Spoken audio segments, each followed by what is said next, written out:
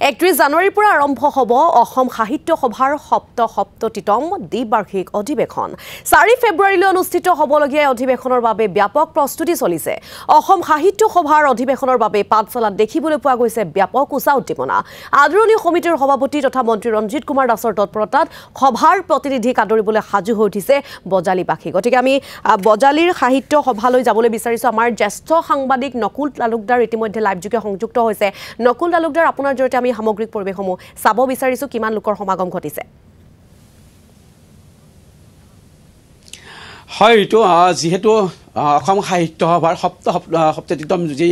দ্বিবাৰ্ষিক অধিৱেশন আৰু এই অধিৱেশন অনুষ্ঠিত হ'ব পাঠশালাৰ ভট্টদেৱ ক্ষেত্ৰত আৰু মই ভট্টদেৱ ক্ষেত্ৰত দৃশ্য দেখুৱাব বিচাৰিছোঁ কি ধৰণে সাজু কৰি তোলা হৈছে ভট্টদেৱ ক্ষেত্ৰ যিহেতু এই যি ভট্টদেৱ ক্ষেত্ৰৰ বিশাল পথাৰ আৰু এই পথাৰতে অনুষ্ঠিত হ'ব অসম সাহিত্য সভাৰ সপ্ততিতম দ্বিবাৰ্ষিক অধিৱেশন ইয়াৰ পূৰ্বেও যিহেতু অসম সাহিত্য সভাৰ অধিৱেশন পাঠশালাত অনুষ্ঠিত হৈছিল গতিকে তেওঁলোক সম্পূৰ্ণ অভিজ্ঞ আৰু সেই মৰ্মে ইয়াত আয়োজন কৰা হৈছে মোৰ সহযোগী দেখুৱাইছে এই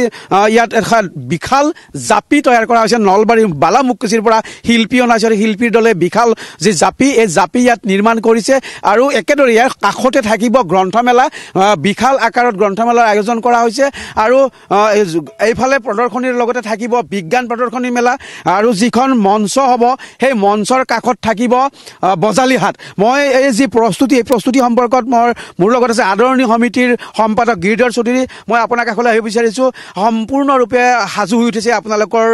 প্ৰতিনিধিক আদৰিবলৈ কাৰণ বজালীৰ এটা সুনাম আছে আৰু এই সুনাম ৰক্ষা কৰিব লাগিব যিহেতু ইয়াত প্ৰায় 5000 প্ৰতিনিধিয়ে অংশগ্ৰহণ কৰিব এই অধিৱেশনত গতিকে কি ক'ব কেনেধৰণে এই প্ৰতিনিধিক আদৰিবলৈ আপোনালোকে সাজু হৈছে আমি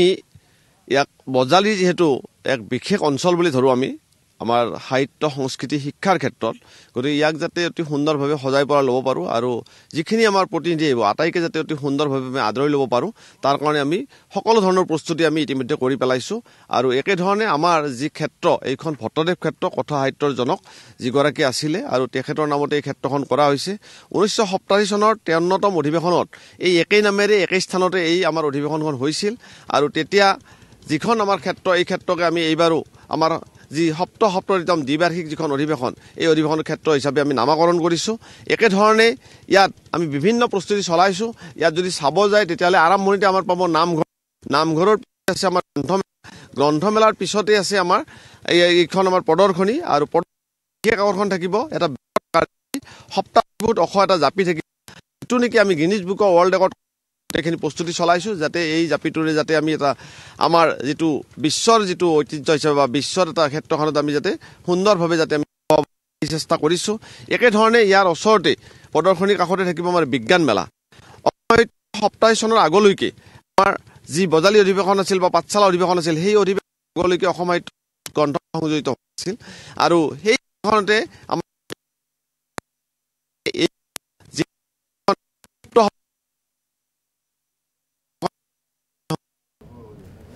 আৰু বজালী সাহিত্য সভাৰ পৰা আমাক কিছু পৰিৱেশ দেখুৱালে নকুল তালুকদাৰে তেওঁক এই মুহূৰ্তত আমি ধন্যবাদ